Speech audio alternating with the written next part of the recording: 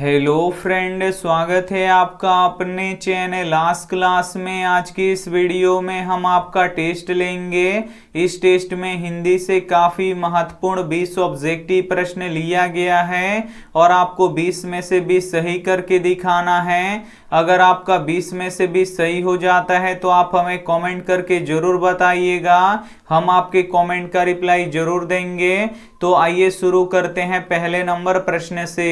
तो पहला नंबर प्रश्न है कि I want that girl admit now किसने कहा। ए ऑप्शन है छोटे डॉक्टर ने, बी ऑप्शन है बड़े डॉक्टर ने, सी ऑप्शन है नर्स ने, डी ऑप्शन है साधु ने। तो यहाँ पे आपको बताना है कि I want that girl admit now किसने कहा, तो बड़े डॉक्टर ने कहा। इसे आपको याद रखना है। यहाँ पे बी ऑप्शन बिल्कुल ही सही हो जाएगा। आइए देखते हैं अगला प्रश्न। दो नंबर प्रश्न है कि मेनिंजाइटिस का संबंध किससे है। ए ऑप्शन है बुखार से, बी ऑप्शन है खांसी से, सी ऑप्शन है दर्द से, डी ऑप्शन है कब्ज से। तो यहाँ पे आपको बताना है कि मेनिंजाइटिस का संबंध किससे है, तो मेनिंजाइटिस का संबंध बुखार से है। इसे आपको याद रखना है। यहाँ पे ए ऑप्शन बिल्कुल ही सही हो जाएगा। आइए देखते हैं अगला प्रश्न। 3 नंबर प्रश्न है कि ढहते विश्वास कहानी में स्कूल कहाँ है। ए ऑप्शन है पठार के नीचे, बी ऑप्शन है टीले के नीचे, सी ऑप्शन है पहाड़ के नीचे, डी ऑप्शन है पेड़ के नीचे। तो यहाँ पे आपको बताना है कि ढहते विश्वास कहानी में स्कूल कहाँ है, तो टीले के नीचे है। इसे आपको याद रखना है। यहाँ पे बी ऑप्शन बिल्कुल ही सही हो जाएगा। आइए देखते हैं अगला प्रश्न। 4 नंबर प्रश्न है कि मंगमा मिठाई किसके लिए ले जा रही थी। ए ऑप्शन है बेटे के लिए, बी ऑप्शन है बहू के लिए, सी ऑप्शन है पोते के लिए, डी ऑप्शन है इनमें से कोई नहीं। तो यहाँ पे आपको बताना है कि मंगमा मिठाई किसके लिए ले जा रही थी, तो पोते के लिए ले जा रही थी। इसे आपको याद रखना है। यहाँ पे सी ऑप्शन बिल्कुल ही सही हो जाएगा। आइए देखते हैं अगला प्रश्न।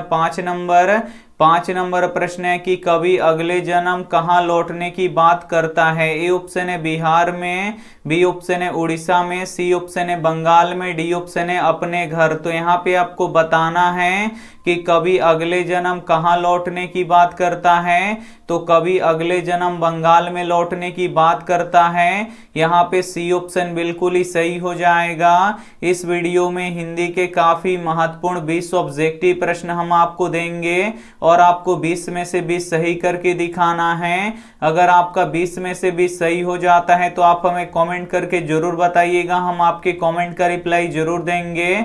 और वीडियो को अभी तक आप लाइक नहीं किए तो प्लीज आप लोग वीडियो को लाइक कर दीजिएगा। और अभी तक आप हमारे व्हाट्सएप ग्रुप में नहीं जुड़े हैं तो ये हमारा व्हाट्सएप नंबर है, इस पे आपको बोल देना है कि सर हमें ग्रुप में जोड़ दीजिए, तो हम आपको ग्रुप में जोड़ देंगे। आइए देखते हैं अगला प्रश्न।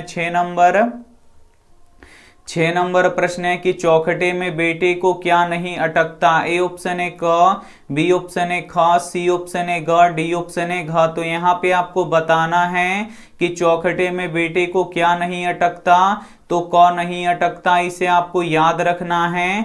यहाँ पे ए ऑप्शन बिल्कुल ही सही हो जाएगा। आइए देखते हैं अगला प्रश्न। 7 नंबर प्रश्न है कि कवि के अनुसार देवता कहाँ मिलेंगे। ए ऑप्शन है मंदिरों में, बी ऑप्शन है घरों में, सी ऑप्शन है खेतों में, डी ऑप्शन है शहरों में। तो यहाँ पे आपको बताना है कि कवि के अनुसार देवता कहाँ मिलेंगे, तो कवि के अनुसार देवता खेतों में मिलेंगे। इसे आपको याद रखना है। यहाँ पे सी ऑप्शन बिल्कुल ही सही हो जाएगा। आइए देखते हैं अगला प्रश्न।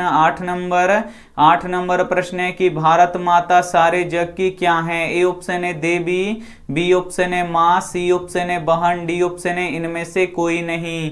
तो यहाँ पे आपको बताना है कि भारत माता सारे जग की क्या है, तो माँ है। इसे आपको याद रखना है। यहाँ पे बी ऑप्शन बिल्कुल ही सही हो जाएगा। आइए देखते हैं अगला प्रश्न। 9 नंबर प्रश्न है कि भारतीय किस तरह अंग्रेजों के दास हो गए हैं। ए ऑप्शन है तन से, बी ऑप्शन है मन से, सी ऑप्शन है दोनों से, डी ऑप्शन है इनमें से कोई नहीं। तो यहाँ पे आपको बताना है कि भारतीय किस तरह अंग्रेजों के दास हो गए हैं, तो तन से और मन से दोनों से दास हो गए हैं। यहाँ पे सी ऑप्शन बिल्कुल ही सही हो जाएगा। आइए देखते हैं अगला प्रश्न। 10 नंबर प्रश्न है कि कुंजन का अर्थ क्या होता है। ए ऑप्शन है घर, बी ऑप्शन है बगीचा, सी ऑप्शन है शहर, डी ऑप्शन है देश। तो यहाँ पे आपको बताना है कि कुंजन का अर्थ क्या होता है। तो कुंजन का अर्थ बगीचा होता है, इसे आपको याद रखना है। यहाँ पे बी ऑप्शन बिल्कुल ही सही हो जाएगा। आइए देखते हैं अगला प्रश्न 11 नंबर। 11 नंबर प्रश्न है कि किस नदी के बांध के नीचे लक्ष्मी का घर था। ए ऑप्शन है गंगा नदी, बी ऑप्शन है यमुना नदी, सी ऑप्शन है देवी नदी, डी ऑप्शन है सरस्वती नदी। तो यहाँ पे आपको बताना है कि किस नदी के बांध के नीचे लक्ष्मी का घर था। तो देवी नदी के बांध के नीचे लक्ष्मी का घर था, इसे आपको याद रखना है। यहाँ पे सी ऑप्शन बिल्कुल ही सही हो जाएगा। आइए देखते हैं अगला प्रश्न 12 नंबर। 12 नंबर प्रश्न है कि मेघदूत का जर्मनी में अनुवाद किसने किया। ए ऑप्शन है वारेन हेस्टिंगस ने, बी ऑप्शन है जनरल कलिंघम ने, सी ऑप्शन है मैक्स मुलर ने, डी ऑप्शन है विलियम जोन्स ने। तो यहाँ पे आपको बताना है कि मेघदूत का जर्मनी में अनुवाद किसने किया। तो मेघदूत का जर्मनी में अनुवाद मैक्स मुलर ने किया, इसे आपको याद रखना है। यहाँ पे सी ऑप्शन बिल्कुल ही सही हो जाएगा। ये देखते हैं अगला प्रश्न 13 नंबर। 13 नंबर प्रश्न है कि बहादुर के नाम से दिल शब्द किसने उड़ा दिया। ए ऑप्शन है निर्मला ने, बी ऑप्शन है किशोर ने, सी ऑप्शन है लेखक ने, डी ऑप्शन है लेखक के साले ने। तो यहाँ पे आपको बताना है कि बहादुर के नाम से दिल शब्द किसने उड़ा दिया। तो निर्मला ने उड़ा दिया, इसे आपको याद रखना है। यहाँ पे ए ऑप्शन बिल्कुल ही सही हो जाएगा। ये देखते हैं अगला प्रश्न 14 नंबर। 14 नंबर प्रश्न है कि रेनर मारिया रिल्के द्वारा रचित कविता है। ए ऑप्शन है मेरे बिन तुम प्रभु, बी ऑप्शन है लौट कर आऊंगा फिर, सी ऑप्शन है अक्षर ज्ञान, डी ऑप्शन है हमारी नींद। तो यहाँ पे आपको बताना है कि रेनर मारिया रिल्के द्वारा रचित कविता है तो मेरे बिन तुम प्रभु है, इसे आपको याद रखना है। यहाँ पे ए ऑप्शन बिल्कुल ही सही हो जाएगा। काफी महत्वपूर्ण 20 ऑब्जेक्टिव प्रश्न हम आपको देंगे और आपको 20 में से 20 सही करके दिखाना है। तो प्लीज आप लोग टेस्ट को बिल्कुल शुरू से लेके अंत तक दीजिएगा और लास्ट में हमें जरूर बताइएगा कि आपका 20 प्रश्नों में से कितना सही हुआ। और वीडियो को अभी तक आप लाइक नहीं किए हैं तो प्लीज आप लोग वीडियो को लाइक भी कर दीजिएगा। आइए देखते हैं अगला प्रश्न 15 नंबर। 15 नंबर प्रश्न है कि भारतीय संविधान के निर्माण में महत्वपूर्ण भूमिका किसकी है। ए ऑप्शन है भीमराव अंबेडकर की, बी ऑप्शन है ज्योतिबा फूले की, सी ऑप्शन है राजगोपालाचारी की, डी ऑप्शन है महात्मा गांधी की। तो यहाँ पे आपको बताना है कि भारतीय संविधान के निर्माण में महत्वपूर्ण भूमिका किसकी है। तो भीमराव अंबेडकर की है, इसे आपको याद रखना है। यहाँ पे ए ऑप्शन बिल्कुल ही सही हो जाएगा। ये देखते हैं अगला प्रश्न 16 नंबर। 16 नंबर प्रश्न है कि प्लेटो का संबंध किस देश से था। ए ऑप्शन है इटली से, बी ऑप्शन है स्पेन से, सी ऑप्शन है भारत से, डी ऑप्शन है यूनान से। तो यहाँ पे आपको बताना है कि प्लेटो का संबंध किस देश से था। तो प्लेटो का संबंध यूनान से था, इसे आपको याद रखना है। यहाँ पे डी ऑप्शन बिल्कुल ही सही हो जाएगा। ये देखते हैं अगला प्रश्न 17 नंबर। 17 नंबर प्रश्न है कि नालंदा विश्वविद्यालय कहाँ पर स्थित है। ए ऑप्शन है बिहार में, बी ऑप्शन है उत्तर प्रदेश में, सी ऑप्शन है मध्य प्रदेश में, डी ऑप्शन है गुजरात में। तो यहाँ पे आपको बताना है कि नालंदा विश्वविद्यालय कहाँ पर स्थित है। तो नालंदा विश्वविद्यालय बिहार में स्थित है, इसे आपको याद रखना है। यहाँ पे ए ऑप्शन बिल्कुल ही सही हो जाएगा। ये देखते हैं अगला प्रश्न 18 नंबर। 18 नंबर प्रश्न है कि आर्थिक पहलू से भी खतरनाक क्या है। ए ऑप्शन है जाति प्रथा, बी ऑप्शन है दहेज प्रथा, सी ऑप्शन है बाल विवाह, डी ऑप्शन है सती प्रथा। तो यहाँ पे आपको बताना है कि आर्थिक पहलू से भी हानिकारक क्या है। तो आर्थिक पहलू से भी हानिकारक जाति प्रथा है, इसे आपको याद रखना है। यहाँ पे ए ऑप्शन बिल्कुल ही सही हो जाएगा। ये देखते हैं अगला प्रश्न 19 नंबर। 19 नंबर प्रश्न है कि सुशिर वादों में शाह की उपाधि किसे प्राप्त है। ए ऑप्शन है तबला को, बी ऑप्शन है बांसुरी को, सी ऑप्शन है ढोलक को, डी ऑप्शन है शहनाई को। तो यहाँ पे आपको बताना है कि सुशिर वादों में शाह की उपाधि किसे प्राप्त है। तो किसे प्राप्त है, तो शहनाई को प्राप्त है। यहाँ पे डी वाला ऑप्शन बिल्कुल ही सही हो जाएगा। आइए देखते हैं अंतिम प्रश्न 20 नंबर। 20 नंबर प्रश्न है कि अपने घर से बहादुर क्यों भागा। ए ऑप्शन है गरीबी के कारण, बी ऑप्शन है मां के मार के कारण, सी ऑप्शन है शहर घूमने के लिए, डी ऑप्शन है इनमें से कोई नहीं।